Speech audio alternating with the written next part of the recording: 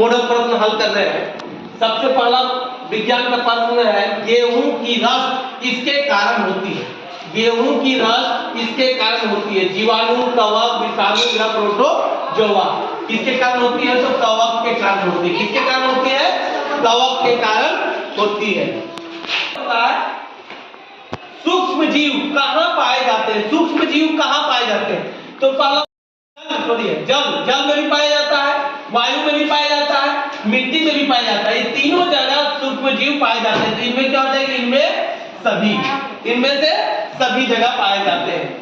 अब तीसरा क्वेश्चन है, जीवाणु एवं कवकों के द्वारा अपघटित होने वाले पदार्थ क्या कहलाते हैं? अपघटित होने वाले पदार्थ क्या कहलाते हैं? जो निमीकरण, ये हो जाएगा, पहला वाला हो जाएगा। ठीक है। अब बोलता है सोडियम को किस में डुबा कर रखा जाता है? पहला जल में डुबा कर रखा जाता है, दूसरा मिट्टी के तेल में, तीसरा है अल्कोहल में, या इनमें सभी। तो सोडियम को किस में डुबा कर रखा जाता है? तो मिट्टी के तेल में, क्योंकि वो जलेगा नहीं। किस में रखा जाता है? मिट्टी के तेल में डुबा के रखा जाता है। अब पांचवा क्वेश्चन पूछ रहा है, किस पदार्थ को दहन का सहायक होता है? दहन मतलब जलना। किस पदार्थ के दहन का सहायक पदार्थ है? यानी किसको जलने के लिए? कार्बन, ऑक्सीजन, जल या कार्बन डाइऑक्साइड? तो किसके लिए होता है? ऑक्सीजन के लिए। किसके लिए होता है? ऑक्सीजन होता है ना। आप बोलता है बर्फ पर चलने पर आप फिसल जाएंगे, क्योंकि बर्फ में चलेंगे तो कैसे फिसल जाएंगे? क्योंकि उसमें घर्षण अधिक होगा। घर्षण अधिक होगा? नहीं होगा। घर्षण कम होगा। घर्षण हो तो रुक जाएंगे, है ना। तो घर्षण कम होगा। ये इस तरह से ये वस्तु की माइक्रो स्थिति के आगे पीछे होने वाली गति को क्या कहते हैं? आगे पीछे होने वाली गति को क्या कहते हैं? ध्वनि कहते हैं, घंटी कहते हैं, कंपन कहते हैं, या यंत्र कहते हैं? तो क्या कहते हैं? कंपन। क्या बोलते हैं? कंपन बोलते हैं। ठीक है। दूसरा 8वां नंबर में है, किस प्रक्रिया के कारण श्वेत प्रकाश 7 रंगों में विभक्त हो जाते हैं? प्रिज्म देखिए, प्रिज्म में जैसे है ना, तो किसके कारण होता है? तो यह होता है विक्षेपण प्रक्रिया, इसके कारण होता है ना।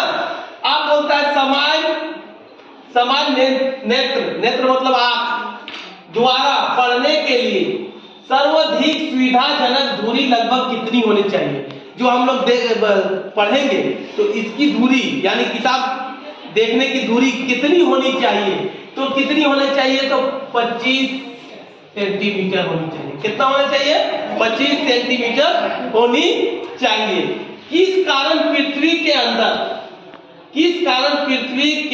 अंदर के पेड़ पौधे कोयले में परिवर्तित हो जाते हैं? किस कारण पृथ्वी के अंदर के पेड़ पौधे कोयले के रूप में परिवर्तित हो जाते हैं? उच्च दाब के कारण, उच्च दाब के कारण, या उच्च ताप के कारण, या इनमें दोनों, या इनमें से कोई नहीं? तो उच्च ताप भी होता है, उच्च दाब भी होता है, यानी कि ये वाला ऑप्शन होगा, दोनों के कारण, है ना। ताप के कारण और दाब के कारण होता है। अब 11 नंबर में, कोक किसका शुद्ध रूप है? पेट्रोल का, कार्बन का, ईंधन का, इनमें से कोई नहीं। तो क्या है वो? कार्बन का है। किसका है? कार्बन का है। ठीक है। अब रोकने के लिए क्या सहायक रोकने में सहायक है? वन, जंतु, वृक्ष, कल कारखाने, या वनोन्मूलन? तो क्या है? ये हो गया वृक्ष। क्या हो जाएगा? वृक्ष हो जाएगा। कागज का कितने बार पुनः चक्र संभव है? यानी कागज को कितने बार हम फिर से कागज बना सकते हैं? तो कितना बार बना सकते हैं? 5 से 7, 8 से 10, 11 से 13, 2 से 3। तो कितना बार कर सकते हैं? 5 से 7 बार हम कागज दोबारा बना सकते हैं। वायु में नाइट्रोजन कितने प्रतिशत है? वायु में नाइट्रोजन 78% है। कितना परसेंट है? 78। ऑक्सीजन कितना परसेंट है? 21%। ऑक्सीजन कितना है? 21%। अब किसके द्वारा वायुमंडल को ओजोन परत क्षतिग्रस्त हो सकता है? किसके द्वारा? तो CFCs के द्वारा, इसी के द्वारा क्षतिग्रस्त हो सकता है। अब आ जाओ, जारायुज जंतु कौन कौन है? जारायुज जंतु कौन कौन है? गाय भी है, कुत्ता भी है, बिल्ली भी है, तो इनमें से सभी है, इनमें से सभी है, ठीक है, होगा ना। रेशम कीट का जीवन चक्र किस प्रकार का होता है? रेशम कीट का जीवन चक्र किस प्रकार का होता है? कोकून, वयस्क, है ना, या इनमें से सभी? तो इनमें से सभी यानी सब जैसा होता है इसका, रेशम कीट का, ठीक है। विद्युत सेल कितने टर्मिनल का होता है? विद्युत सेल 2 टर्मिनल का होता है, प्लस और माइनस होता है ना, प्लस माइनस विद्युत सेल में, इसलिए दो टर्मिनल का होता है। कितना टर्मिनल का होता है? 2 टर्मिनल, प्लस और माइनस। कौन विद्युत धारा के प्रभावित होने पर ही दीप्त हो जाता है? तो एलईडी क्या हो जाता है? एलईडी दीप्त हो जाता है। विद्युत धारा कौन सा प्रभाव उत्पन्न करता है? विद्युत धारा कौन सा प्रभाव उत्पन्न करती है? चुंबकीय, विद्युत लेपन, गुरुत्वाकर्षणीय या आकर्षणीय?